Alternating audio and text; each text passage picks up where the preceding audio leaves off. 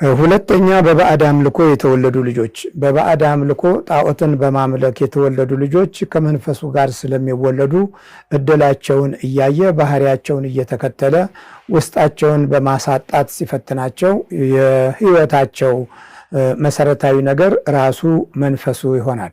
በዚህ ጊዜ መታቾች ይሆናሉ። በሌላው እርሻ፣ በሌላው ኑሮ፣ በሌላው ቤት፣ በሌላው ሀብትና ሌላው ባገኘው ነገር ላይ ይቀናሉ። ይሄ ቅናታቸው ደግሞ ጉዳት ያመጣል፣ ኃይለኛ ጉዳት ያመጣል። የጉዳቱ ጠባዮች ልዩ ልዩ ናቸው። አንዳንዶቹ እድልን በመውሰድ እውቀትን በመውሰድ እንጀራን በመውሰድ ወይም ገበያንና ንግድን በመውሰድ ወይም የትምህርት ባህሪን በመውሰድ ላይ የተሰለፉ እንዲሆን ያደርጋቸዋል። በዚህ ጊዜ መተትን የሚመቱት ይሆናሉ። የራሳቸውን ሳያገኙት ሲቀሩ የሌሎችን ሕይወት ገብተው ይለማመዳሉ። በሌሎች ሕይወት ውስጥ ገብተው ጥቃት ይፈጽማሉ። ይሄም ሌላው ትልቁ ጉዳት ነው። እግዚአብሔር ይማረን። ትልቅ አደጋ ውስጥ እንገኛለን። በባዕድ አምልኮ የተወለዱ ልጆች መተትን ያፈቅራሉ። መተት የሕይወታቸው አንዱ ገበና ያደርጉታል። የሕይወታቸው አንዱ መለያ ያደርጉታል። በየጊዜው የሚፈትናቸውን መንፈስ ከባህሪያቸው ጋር ስለሚያዛምዱ መውጫ መግቢያውን ሁሉ የሚመለከቱት ወደ ሌሎች ሕይወት ላይ ይሆናል። ሲወጡ ሲገቡ የትኩረት አቅጣጫቸው ሌሎች ላይ ይሆናል። ስለዚህ የያዛችሁትን፣ የነካችሁትን፣ ያያችሁትን እየተከታተሉ እነርሱም ያያሉ። ገበያችሁን፣ ገቢያችሁን፣ እንጀራችሁን፣ የኑሯችሁን መሰረት ማጥናት ይጀምራሉ። በዚህ ጊዜ የሕይወት ጉስቁልና በባህሪያቸው ውስጥ ስላለ ያንን ጉስቁልናቸውን ለእናንተ ሰጥተው እናንተ እንድትጎሳቆሉ ይፈልጋሉ። በእናንተ ጉስቁልና ላይ የነሱን እንጀራ ያሳድጋሉ። ስልጣንም ይሆናል፣ ማዕረግም ይሆናል፣ እውቀትም ይሆናል። ስለዚህ እውቀትም ስልጣንም ማዕረግም በእናንተ እድል ውስጥ ቦታ ሳይኖረው ስለሚቀር እነሱ የእናንተን እድል ወስደው ከፍታቸውን ያደላድላሉ። መጨረሻቸው ግን የማያምርባቸው ድቀት የበዛባቸው ናቸው። በዚህ መንገድ የሄዱ ብዙ የጣዖት ልጆች በአብዮቱ ዘመን የነበረውን የመሪነት ቦታ በትልቅ ማዕረግ ተቀብለውት ነበረ። በትልቅነታቸውም ብዙ ጉዳት ፈጽመዋል። ለበረከት መሆን አቅቷቸው ትውልድን ለመጣል ለማጥፋት የሚወስኑ የነበሩት ሁሉ ከዚሁ በስተጀርባ የተወለዱ ናቸው። በመሪነት ደረጃ ሁሉ የነበሩትን ወደ ቤተሰቦች ገባ ብለን ስንመለከት ከጣዖታት አንጻር ሕይወታቸው የተያዘና በመናፍስት ቁራኛ ውስጥ ገብተው የተወለዱ ልጆች ለሀገር መጥፋት፣ ለታሪክ መበላሸት፣ ለክህደትና በቤተ ክርስቲያን የቅድስና መንፈስ ላይ እርግማንንና ጥፋትን፣ ቅራኔንና የክፉ አስተሳሰብ እርግማንን ለማኖር እድል ያገኙት በዚሁ መንገድ ነው። እግዚአብሔር በረከቱንና ማስተዋሉን ጸጋውንና ሞገሱን ለምድራችንና ለሕዝባችን ከንጹሕ አምልኮት ጋር ይስጥልን እንጂ እጅግ በጣም ከባድ ነው። በባዕድ አምልኮ የተወለዱ ልጆች የዚህ አይነት የክፉ መንፈስ አደጋ ውስጣቸው ስለሚያንዣብብ ለመተተኝነት አሰራር ቅርብ ናቸው። ሶስተኛው ክፉ መንፈስን ከተዋረሱ የተወለዱ። ክፉ መንፈስን ተዋርሰው ልጆች በሚወልዱበት ጊዜ በተዋረሱት መንፈስ ልክ ልጆችም በስተው ቢወለዱ እንኳ እያንዳንዳቸው የየራሳቸው የሆነ ጥፋት አብሯቸው ይወለዳል። አንዳንዶቹ መተት መትተው ብዙዎችን ለማጥፋት፣ አንዳንዶቹ የሰውን እድልን አበላሽተው መቅኖቢስ ለማድረግ፣ አንዳንዶቹ በሰው መከራ ውስጥ ገብተው የሰውን መከራ በተለያየ አይነት መንገድ ለማብዛት፣ በድንገተኛ ጥፋትም የሰው ሕይወትን ለመገበር የመሳሰሉትን ችግሮች የሚፈጥሩ ይሆናሉ። ከክፉ መንፈስ የተዋረሱ ሰዎች ማለት ተዋርሰው ይሄ ነው እንግዲህ እድላችን ብለው ከመንፈስ ጋር ተማምለው መናፍስትን ገዢዎች አድርገው የሚኖሩ ሰዎች ማለት ነው። ለምሳሌ እንዲህ አይነት ሰዎች የሚዋረሱት ዕውቀት ሰጥተኸኝ አክብረኝ፣ ሞገስ ሰጥተኸኝ በህዝብ ተፈሪ አድርገኝ፣ በስልጣኔም በማዕረጌም ከፍ ብዬ እንድኖር አግዘኝ፣ በራሴ ላይ የሚነሱትን ጠላቶችን ከእግሬ በታች በግርማ ሞገስ አማካኝነት በቁጥጥር ስር አውልልኝ ብለው የሚታገሉ ከመንፈስ ጋር የሚዋረሱ ማለት ነው። መንፈስን ከዚህ ትግል ጋር አያይዘው ሌሎችን የሚታገሉ በመንፈስ በተሰወረ ባልታወቀ መንገድ ህይወትን መጉዳትን የራሳቸው የባህሪ አካላቸው አድርገው እንዲይዙ መንፈሱን ከውስጣቸው በመሐላ ይቀበሉታል፣ በመሐላ ይይዙታል። ዛሬ እንደምትመለከቱት በገጠሩም በከተማውም በክፍለ ሀገሩም በአውራጃውም በወረዳውም በሁሉም ቦታ ላይ መተት ነክሶ ሰብአዊነትን ሲተናኮልና ከህይወትና ከእንጀራቸው ጋር ሲታገል የምናየው የብዙ ሰዎች ውድቀትና ድቀት ከዚህ ጋር የተያያዘ ነው። በሳይንስና በሳይኮሎጂ በርዕዮተ ዓለም ፍተሻ ያልተነካ በባለሙያ ዶክተሮች ሁሉ ያልተጎበኘና ያልታወቀ እጅግ በጣም በረቀቀ ሁኔታ የጠላትነትን እና በሰውነት ውስጥ ታሪካዊ የሆነ ውድቀትን ሰዎች እንዲከተሉ የሚያደርግ ክፉ የመናፍስት ጥላ አንዣቦ በሰው ልጅ ትውልድ ላይ ትልቅ ጉዳት ሲያደርስ ማንም ያላየው የጉዳት ቦታ ነው። መተት ማለት እንግዲህ የጉዳት ስፍራ፣ የጉዳት ህይወት፣ የጉዳት ጠባይን አዝልቆ ከሰው ልጅ ህይወት ጋር የሚተናኮል አደጋ ነው እና ግልሙትናና መተት ሲበዛ ምን ሰላም አለ የሚለውን ርዕስ ለዛሬው እንደ ርዕሳችን እናደርጋለን። ለምንድን ነው መተት ሰዎች የሚወዱት ብለን ራሳችንን ስንጠይቅ፣ አንደኛ በመተት የተወለዱ ልጆች መተትን ይፈልጋሉ። መተትን ዘወትር የህይወታቸው ጉዞ እና አካል ያደርጉታል። ምክንያቱም የመተተኛ ልጆች የሚከተሉት ባህሪያቶች አላቸው። ከህይወታቸው ጋር ይጣላሉ። ከባህሪያቸው ጋር መስማማት ያቅታቸዋል። የተፈጥሮ ባህሪያቸውን ማግኘት ሲያቅታቸው ክፉውን መንፈስ ባህሪ ያደርጋሉ። አስተውሉ፣ ክፉውን መንፈስ ባህሪ ያደርጋሉ። የክፉ መንፈስ አሰራር ደግሞ ሁል ጊዜ ወደ ክፉ መምራት ነው። ወደ ክፉ በሚመራቸው ጊዜ ክፉውን እንደ እድላቸው፣ እንደ ህይወታቸው፣ እንደ መንገዳቸውና እንደ መርሃቸው አድርገው ይይዙታል። ስለዚህ ውስጣቸውን እንዲያደምጡ ይገደዳሉ። የውስጥ ማድመጥ ባህሪን ካዘወተርን ሁል ጊዜ ውስጣችን በክፉ የተያዘ ሆኖ ሲገኝ የውስጣችን ባህሪ ቀጥታ ወደ ሌሎች ላይ እንዲያርፍ እንገደዳለን። የመናፍስቱ አስገዳኝነት በዚህ ጊዜ በሚፈጸምበት ጊዜ መተትን እንፈልጋለን። ከእድላችን ጋር ስላልሆንን የሌሎችን እድል እንፈልጋለን። ከባህሪያችን ጋር ስላልሆንን የሌሎችን ባህሪ እንፈልጋለን። ከስሜታችን ጋር ስላልሆንን የሌሎችን ስሜት የሚመለከት ፈቃድ ከውስጣችን ይመነጫል። በዚህ ጊዜ በላ አገኘ ስንል ወዲያውኑ በበላበት መንገድ ውስጥ አብረን በልተን አብረን ጠጥተን ህይወቱን፣ ኑሮውን፣ ጊዜውን አይተን እድሉን ለመውሰድ እንጣደፋለን። እግዚአብሔር ይማረን። በዚህ ጊዜ መተት ይመተትብናል። የመተቱ አይነት ከአመጋገባችን፣ ካለባበሳችን፣ ከወዛችን፣ ከእግራችን፣ ከመንገዳችን እና ከኑራችን ከቤታችን ውስጥም ሊሆን ይችላል። እንደየሁኔታው ከህይወታችን ጋር የሚታገል መንፈስ ከመታቶች በኩል እንዲላክ ይደረጋል። በዚህ ጊዜ ሳናውቅ አውቀን ወደ ህይወታችን ሲገባ እንደ ልማድ የምንኖርበት ህይወት ስለሆነ በጸሎትም በምስጋናም በአምልኮትም ህይወታችን የተዋጀ ስለማይሆን በዚህ ጊዜ ጠላት ጠልቆ ህይወታችንን ይቆራኘዋል። በገባ ጊዜ የተለያዩ ምልክቶች ይታያሉ።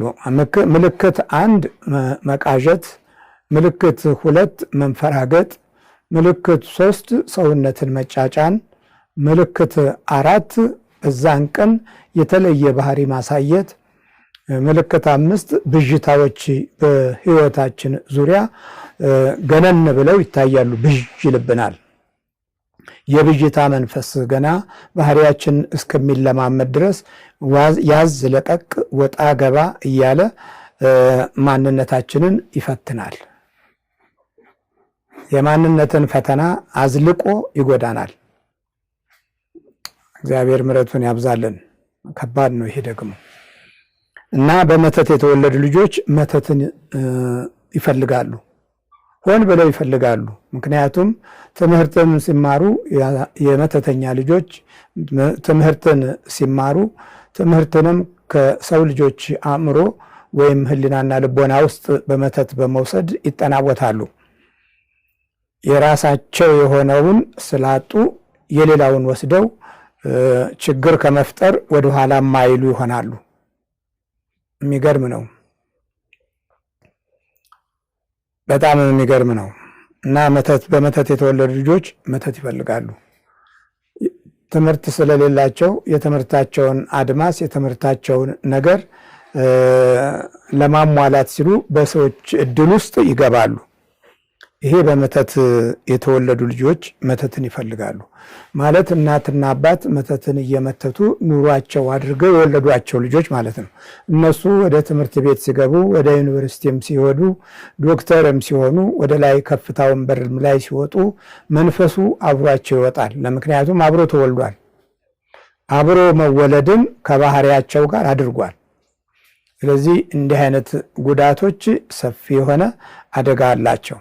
7 ዓመት ልጅ እንዳይወልዱ በቃ ያለ ሰዓቱ ዶማን እያፈሰስኩ እየቆራረጥኩ እያስተኛው በቃ እያጣለሁ። ጽንስ አጨናግፋል? ሁሌ ነው በቃ ሁሌ። ስንት ጽንስ አጨናገፍክባት? ቆይ ስንት አበላሸ? በቃ ቁጥር የለውም። በቃ ቁጥር የለውም። እኔ አልቆጠርኩም። ሁሌ ባለቤት ናት? ባለቤቴ ናት። ወዳትማ ከብራት ናት። እሺ ስንት ጽንስ ተጨናግፏል? በየ15 ቀን ነው። ታረግዛለች? በ15 ቀን ይወርዳል? አዎ በ15 ነው።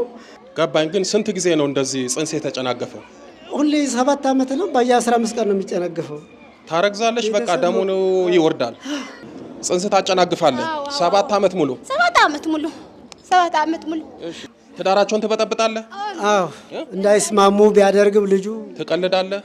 አረ በጣም ነው በቃ ፋታጣን በቃ ትበጠብጣለህ? በጣም እንዴ በየደቂቃ እሱ ነው ስራችን። በቃ በየደቂቃ ነው የምታጣሉት? እንዳይዋደዱ በቃ እሷ እንድትጠላው እሱ እንዲጠላት እሱ ደግሞ እንዲመታት እንዲቀጠቅጣት ጥላ እንድትሄድ። አዎ እንደዚህ እናደርጋለን። እሱ በጸሎት ካሸነፈን ምታት እንውላለን። ወጣ እንድትሄዳ ስፖንሰር ትሆናለህ። ባልና ሚስት ነው? እስኪ ኑ ደግሞ ባልና ሚስት እስኪ በደግ በል እስኪ ና እስኪ እንዴት ነው ሳቅ የሚያደርግ? ና ጠጋ በል ወደዚህ። እሺ ማን ያላችሁት? ዛር፣ አይን ጥላ፣ ድግምት፣ ቡዳ፣ መተት፣ ስራይ በቃ ሁሉም አለን። እና ምን ላድርግ በቃ 7 ዓመት ሙሉ በቃ ስናንከራትታቸው በቃ ምን ልበልህ? እሺ አንተስ እዚህ ማን ያለው? ሁሉም አንድ ነን። አንድ ናችሁ? አንድ ነን። እሱ ግን ሌሊት ለማታ በቃ የሚሰራው በሁሉም መስቀል ሳዶር አላዶር ዳለት አየራ መስቀል ሁሉም ድርሳነ ቤት አለ። መግቢያ አጣን። ራሱ ደብተራ ራሱ ልጁ ራሱ ደብተራ ነው። ያው መጽሐፍ ነው እንዳትሸክም ልጁ ደብተራ ነው። አው ምንም ትምህርት የለው ግን ሲጸልይ ያድራል ይውላል። ሰው እና የሚጸልይ ሰው ደብተራ ነው እንዴ? አላቅም። መግቢያ አጣን። እኔ ታዛዥ ለዛ ነው ዝም ባልኩ። እስኪ ምንድን ነው እዚህ ውስጥ ያዘው? እስኪ አውጣ። አቤት ሌሊት ሁሉ የገብረ መንፈስ ቅዱስ ጸልይ አደረ። ሌሊት ሁሉ በነገራችን ላይ ዝም በል የዛሬን ያድርገውና አንድ አከራዬ በጸሎት ምክንያት ከቤት አስወጥታኛለች። ሌሊትም ጸሎት ነበር። ያኔ እንዳሁንም አይደለም፣ እድሜም አልገፋም፣ ለግላጋ ገና ወጣት ነበርኩ። ሌሊቱም ሙሉ ጸሎት ሳደርግ ቀን ደግሞ ገርል ሳነብ ነበር ሙለው። አከራዬ መጣና ምንድነው የምትጸልየው አለኝ። ምጸልየውን በሙሉ አሳየሁት። አይ አንተ ጸሎት አይደለም፣ እኔ ሌሊትም ቀን የምታነበንበው ነገር ልክ አይደለም፣ እንኳን አንተ መነኮሳቶቹ ራሱ በገዳም ያሉት እንደዚህ አይጸልዩም ቀንስ አለኝ። እሺ አልኩ። ድምጼን ቀነስኩ። በኋላ ከሚስቱ ጋር ተከራከሩና አንድ ቀን ምንም በማላውቅበት ሰዓት እቃን ጠራርገው ወጣ ተባልኩኝ። ሚስቱን ስጠይቃት እኔ እግዚአብሔር በሚያውቀው ምንም አልበደልከኝም፣ ባለቤቴ ግን እዚህ ቤት ውስጥ የምትጸልየው ጸሎት ደስ ስላላለው ልቀቅለት አለችኝ። ለቀኩኝ። በኋላ ስወጣ ምን አለ፣ ጸሎት ይሁን ድግምት አላቅም፣ ሌሊትም ቀንም ዝም ብሎ ያነበንባል እና ደፍተራ ሳይሆን አይቀርም ፈርቾን ያስወጣውት ብሎ ለሰው ሲናገር ሰው ነገረኝ። እንኳንም ወጣውለት አልኩኝ እየፈራኝ ከሚኖር። አንዳንድ ጊዜ ጸሎት አብዝታችሁ ስትጸልዩ የሚቃወሙ ሰዎች አሉ። ምንድነው ጸሎቱ በዛ ይላሉ። እንደዚህ ያልገጠማችሁም? ሌሊት ስትነሱ ቤተክርስቲያን ስትመላለሱ ምንድነው እንደው መመላለስ ጸሎት በበዛ አይደለም ያንንም ይሄንንም በመጸለይ አይደለም የሚሉ ሰነፎች አሉ። ከዛ ደግሞ መልሶ እናንተ ላይ ይዞራሉ። እሺ ይሁን የጸሎት መጽሐፍ ነው። አቤት ያው ነገ ተክለ ሃይማኖት የገብረ መንፈስ ቅዱስ ቅዱስ አርሴማ የሁሉም አለ ደርሳሌ የመጥምቆ መለኮት እና አሁን አረጋውን የሚቀረኝ እሱ ምር እየሰለብኩት ነው። ተቸግር እንዳይገዛ እየሰለብኩ እሺ። እና ሁሉም ሰው ቤተሰብ ራሱ ለምን እንደሚጸልየው ገዳም ለምን አይገባም እያለ ይሰድቡታል፣ ይናገሩታል። እሱ ግን አይሰማም። እሺ አንተስ? እኔ ምን ደሱ ከለከለ እንቅልፍ እሱ ነው የሚጸልይላት። እሷ አስለመዳት እየጠፈጠፈ በመቁጠሪያ ጠላችሁ በጣም ኧረ ይሄ በቃ እኔ ከዚህ በቃ ገላጉልኝ አፋችሁኝ ነው ማለት በቃ ስንት ዓመታቸው ነው ከተጋቡ? 7 ዓመት ልጅ እንዳይወልዱ በቃ ያለ ሰዓቱ ደማን እያፈሰስኩ እየቆራረጥኩ እያስተኛው በቃ እያጣለሁ። ጽንስ አጨናግፋል ሁሌ ነው በቃ ሁሌ ወር ከሁለት ሳምንት። ስንት ጽንስ አጨናገፍክባት? ቆይ ስንት አበላሸ? በቃ ቁጥር የለውም በቃ ቁጥር የለውም። እኔ አልቆጠርኩም። ሁሌ በቃ መካን እንዳረገ በቃ። እስኪ ይሄንን ከባል እንስማ አይሻልም? ይሄውን ነው ይሄንን ኦፍ እናድርገው አይሻልም? እንደ ማብራት አሁን እንደዛ ይሻላል። እሺ መልሶ ልቡን መልስ።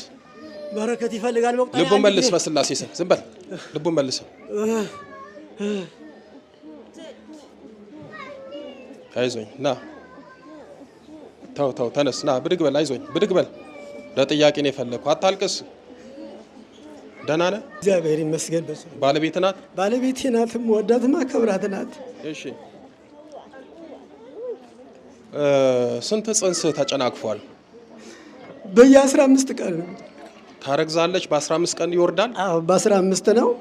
ከዛ በየ15 መተት እንደሚመትቱን ያወቁት በአርጋኖ ጸሎት ነው። 2 4 ሲጸልይ ወደ ፍሪጅ 4 5 ጣለኝ። ሲጥለኝ እንደገና እንደ አዲስ ነው የሚጀምረው ከሰኞው። ገባኝ። ግን ስንት ጊዜ ነው እንደዚህ ጽንስ የተጨናገፈው? ሁሌ 7 ዓመት ነው። በየ15 ቀን ነው የሚጨናገፈው። ታረግዛለች። በቃ ደሙን ይወርዳል። እሺ ለማንኛውም ያው እንድትሰሙት የፈለኩት ያው በተደጋጋሚ ጽንስ እያጨናገፈ ነበረ።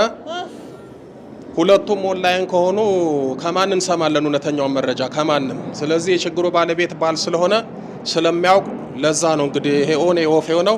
ና እስኪ በስላሴ ስም እናንተ። እሺ ጽንስ ታጨናግፋለህ 7 ዓመት ሙሉ? 7 ዓመት ሙሉ። እሺ ለምንድን ነው እንደዚህ የምታደርገው? በቃ እንዳይደሰቱ በትዳራቸው ቤተሰብ ደስ እንዳይለው በቃ እንዲያዝን በቃ ሌላ ነገር እንዲያስቡ በቃ ጭንቅ እንዲላቸው በቃ እሱ ነው። እሺ መተት፣ ደብተራ፣ የቤተሰብ ዛር? አዎ የቤተሰብ ዛር፣ መተት፣ ድግምት በምግብ የገባናለን። እሺ ማህፀና ውስጥ ተቀምጠን በቃ ከማህፀን ላይ ቧጥ እናውጣ። እሺ አንተ ማን ያለው? የድል መተት፣ አይነ ጥላ፣ ቡዳ፣ ዛር። ትዳራቸውን ትበጠብጣለህ? አዎ እንዳይስማሙ ቢያደርግም ልጁ ትቀልዳለህ? አረ በጣም ነው በቃ ፋታጣን በቃ ትበጠብጣለህ? በጣም እንዴ በየደቂቃ እሱ ነው ስራችን። በቃ በየደቂቃ ነው የምታጣሉት?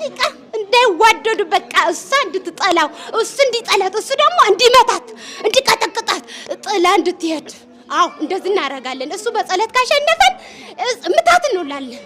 ወጣ እንድትሄዳ ስፖንሰር ትሆናለህ። እሺ ተዘጋጁ ሁለታችሁ። በልጥራ በስላሴ ስም በሉ በኃያሉ በመድኃኔዓለም ስም በኪዳነ ምሕረት ስም በቅዱስ ሚካኤል ስም በቅዱስ ገብርኤል ስም በቅዱስ ሩፋኤል ስም በቅዱስ ኡራኤል ስም በመጥምቁ ዮሐንስ ስም በባልና በሚስት ላይ ያለነው ስማችንን የጠራን ሁላችንም ያደፈጥን የተደበቅን ለቀናል በስላሴ ስም ለዘላለም በሲኦል ታስረናል። የዘጋኑን እድላቸውን የሷን በላንተ ማህፀኗን በኪዳነ ምሕረት ስም ከፍተናል። የመጨረሻችን ነው። በል 7 የጮና አውጡ አንድ ላይ ተለበ 1 2 ቀጥል 3 4 5 6 በለ መጨረሻ ቅዱስ ገብርኤል በስላሴ ስም ሲኦል ያወርዳቸው። ኪዳነ ምሕረትን አመስግኑላቸው። ባልና ሚስት እንዲህ ታግለው ሲያሸንፉ ሲገላገሉ በጣም ደስ ይላል። አለበለዚያ እንግዲህ ቤቱ እስራኤልና ፍልስጤም ነው፣ ጭቅጭቅ ነው። እግዚአብሔር ይመስገን። ደህና ነሽ? ደስ አለሽ? አው ደስ አለኝ፣ ደስ አለኝ። አው በጣም ታረግዣለሽ። ደም እየሆነ ይፈሳል፣ ደም ሆነ ይፈሳል። 7 ዓመት ሙሉ እንዲህ ያረገሽ? 7 ዓመት ሙሉ በቃ ማለት ነው። 7 ዓመት ሙሉ አይዞሽ። ተስፋ ቆርጬ በቃ በመጨረሻ አረ እግዚአብሔር ግደለኝ እውነት ከዚህ ስቃይ ያልኩት ምንም እሱ ምን በዛ በሷ አድሮ ለኔ ይጠፈጥፈኛል፣ በዛ ምን ደም ይፈሰኛል፣ በዛ ወደ ይቆርጠኛል፣ በጣም ወደ ላይ ወደ ታች አድርጎ ደም ያፈስዋል። አይዞሽ እንግዲህ ዛሬ ታምረ ማርያም እናሳዝናችኋለን። ኪዳነ ምሕረት ትሰጣችኋለች። ከዚህ በኋላ እንደሚሆን ነገር የለም። እሺ ደስ አለህ? በጣም እግዚአብሔር ይመስገን። ክብር እድሜ ጤና ይጨምርልኝ። እግዚአብሔር ይመስገን። እግዚአብሔር ይመስገን። መብራን የመጨረሻ ታርግላችሁ በሏቸው። ኪዳነ ምሕረትን አመስግኑላቸው።